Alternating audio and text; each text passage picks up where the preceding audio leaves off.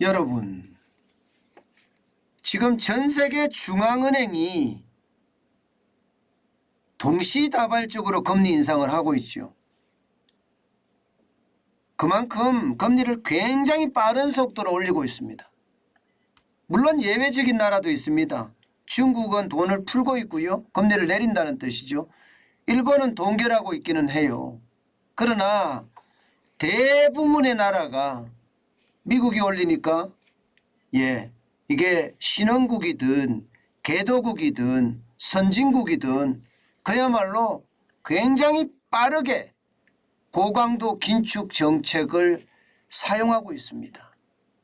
이러다 보니까 경기 침체에 대한 우려가 굉장히 컸잖아요. 이번에는요, 세계은행 총재가 말 그대로 엄청난 섬뜩한 경고를 했습니다. 여러분, 이거 한번 보세요.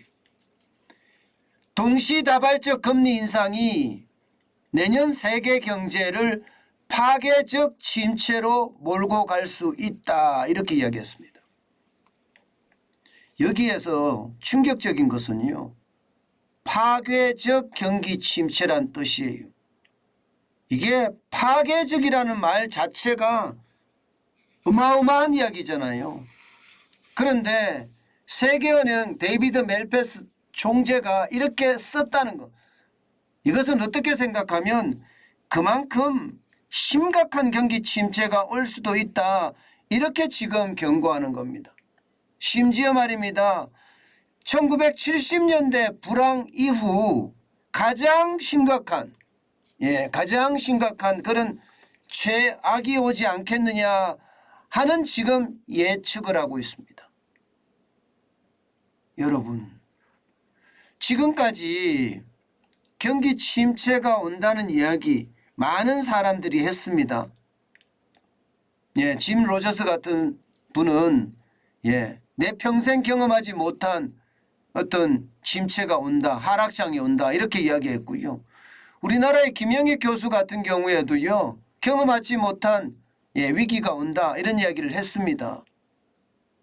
그런데 이번에 멜페스 세계은행 총재가 이야기한 것은 그 누가 말했던 것보다가 충격적이에요. 파괴적이라는 말을 그냥 그대로 썼거든요. 그래서 충격적이라는 겁니다. 그러면 왜 이렇게 파괴적 경기 침체가 오냐, 이렇게 이야기했나 하면 쉽게 말하면 동시다발적 금리 인상이 파괴적 경기 침체를 몰고 온다는 겁니다. 그럼 동시다발적 경기 침체가 왜 일어날까요? 미국이 금리를 굉장히 빠른 속도로 올리기 때문이에요. 미국이 소비자 물가가 6월에 9.1%, 7월에 8.5%, 그리고 8월에는 8.3%까지 계속 올라가고 있습니다. 이게 내려올 것 같은 소비자 물가가 지금 내려오지 않고 다시 올라갈지 모른다는 그런 불안감에 쌓여 있습니다. 그러다 보니까 6월, 7월에 0.75%의 금리 인상을 했습니다. 자이언트 스텝을 단행을 했다고요. 그러니까 9월에 또 자이언트 스텝을 단행을 하겠다, 이렇게 이야기합니다. 6, 7월에 한 것도 사실 세계 중앙은행에게는 충격이었거든요. 여러분도 알다시피 유럽 중앙은행도 0.75% 금리를 올렸습니다. 그죠? 그리고 캐나다 중앙은행도 0.75% 금리를 올렸습니다. 그야말로 유럽, 캐나다 할 것 없이, 심지어 말입니다, 여러분, 신흥국이나 개도국 같은 경우는요, 우리가 상상하지 못할 금리를 올리고 있습니다. 아르헨티나 같은 경우는요, 금리만 하더라도, 기준금리만 하더라도 여러분 60%가 넘습니다. 60%요. 기준금리가 엄청나지요. 장난 아니라고 이야기할 수가 있습니다. 안 올릴 수가 없으니까. 왜? 안 그러면 해외 투자자들이 시장에서 다 빠져나가니까. 그래서 겁을 내는 거죠. 선진국도 마찬가지라는 거 아니에요. 선진국도. 여러분도 알다시피 유럽 예, 중앙은행 같은 경우 ECB죠. 유럽 중앙은행도 이게 0%의 기준금리를 유지를 했던 게 7월까지예요. 근데 7월에 0.5%라는 그야말로 빅스텝을 단행을 했습니다. 그리고 9월에는요. 0.75%라는 자이언트 스텝을 단행을 했습니다. 굉장히 빠르게 올리는 거예요. 이렇게 말입니다. 미국의 고강도 긴축 정책이 선진국인 유럽이나 캐나다의 자이언트 스텝을 불러오고요. 신흥국인 다른 여타 나라들의 금리가 계속 오르고 있죠. 아르헨티나, 브라질, 인도 할 것 없이. 지금 안 올리면 그야말로 최악을 초래할 수도 있기 때문에요. 그러니까 충격이 된다는 이야기를 해요. 문제는 이렇게 금리를 올리면 여러분 어떻게 될까요? 이렇게 금리를 올리면 너무 갑작스럽게 금리를 올리잖아요. 그러면 갑작스러운 경기 침체가 옵니다. 갑작스럽게 올린 것 갑작스럽게 침체가 온다. 이 말은 제 말 속에도 그죠? 급전직하란 말이 들어있잖아요. 갑작스럽게 올린 것 갑작스럽게 침체가 온다. 급전직하란 말이 들어있습니다. 그야말로 폭락이란 말이 들어있다는 뜻이에요. 예, 실제로도 말입니다. 유럽의 경제 성장률 지금 올해 1.3% 예상합니다. 굉장히 많이 떨어집니다. 그리고 내년에는 마이너스 1.7% 예상합니다. 심지어 말입니다. 올겨울에 유럽발 경제 위기가 세계 경제를 타격할 것이라는 그런 예측도 나오고 있어요. 그만큼 유럽은요. 물가가 장난 아니게 올라가고 있고요. 예, 유럽 전체에 9.1%까지 올라갔잖아요. 영국 같은 경우는 소비자 물가가 10%까지 올라가고 있거든요. 그러니까 유럽발 경제 위기가 터진다는 이야기가 실제로 나오고 있는 상태입니다. 그만큼 지금 상황이 좋지 않다는 이야기죠. 그런데 유럽만 그러느냐? 이게 아니에요. 예, 미국도 마찬가지입니다.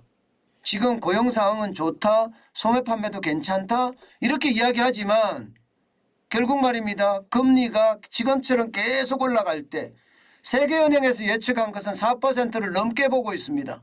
4%에서 6%까지 보고 있는데 이렇게까지 올라갔을 때 이미 미국 경제 침체 구도에 들어섰거든요. 1분기에 마이너스 1.6%가 떨어졌고요. 2분기에 마이너스 0.6%가 떨어졌습니다. 침체 구도에 들어선 거예요. 예. 그런데 금리까지 계속 올리면 결국은 망가질 수밖에 없다. 이런 얘기가 되는 거란 말입니다. 예. 그러면 중국은 또 어떨까요? 중국도 마찬가지입니다. 중국은 여러분도 알다시피 금리를 높이고 있어요. 예. 금리를 내리고 있어요. 그래서 시중에다 물가를 많이 푼단 말입니다. 돈을 많이 푼단 말입니다. 물가를 많이 푸는 게 아니고 돈을 많이 푼단 말입니다. 그런데도 불구하고 여러분 2분기에 0.4% 성장에 그쳤습니다. 0.4%. 1분기는 4.8%를 성장했어요. 올해 전체적으로도 지금 중국 당국은 5.5% 성장을 한다고 하지만 예, 실질적으로 경제기관들이 예측하는 것은 4% 밑으로 될 수도 있다는 이야기까지 나옵니다. 4% 아래로. 그러면 충격적이게 되는 겁니다. 자, 이렇게 보면 여러분 제가 유럽 3대 시장, 세계 3대 시장을 이야기했습니다. 유럽 시장, 미국 시장, 중국 시장. 예.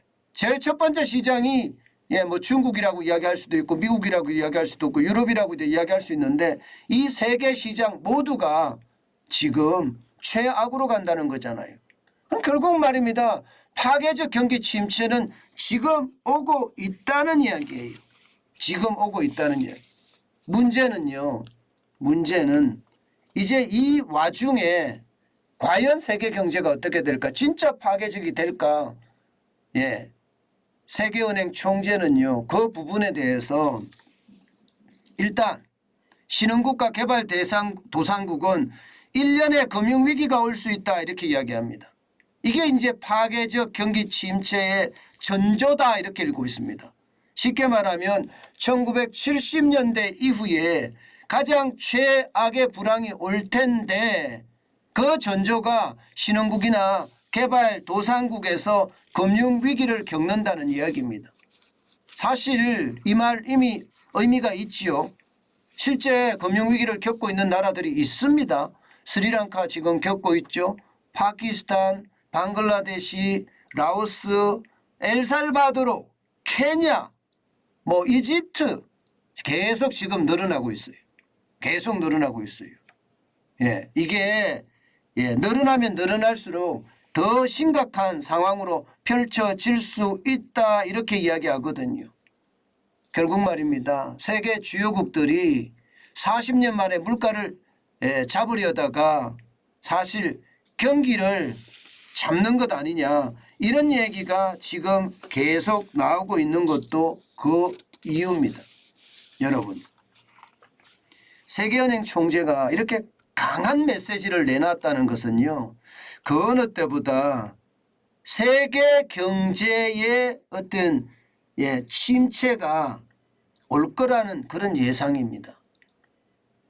지금까지 제가 많은 사람들의 섬뜩한 경고를 여러분들에게 전해드렸는데요.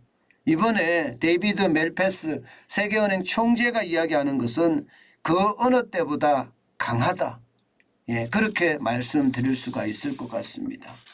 결국 파괴적이라고 제가 이야기를 했다고 했는데 바로 이 부분에 대한 대응을 우리는 어떻게 해야 될 것인가. 굉장히 우리는 고민하고 또 고민해야 됩니다. 가장 중요한 것은 제가 늘 말씀드리잖아요. 현금이 중요한 시대가 됐다. 현금이 그 시기를 우리에게 만들어 줄 거다. 그렇기 때문에 현금을 많이 모으는 거 절대 잊지 말아야 된다. 그 말씀 다시 한번 드립니다.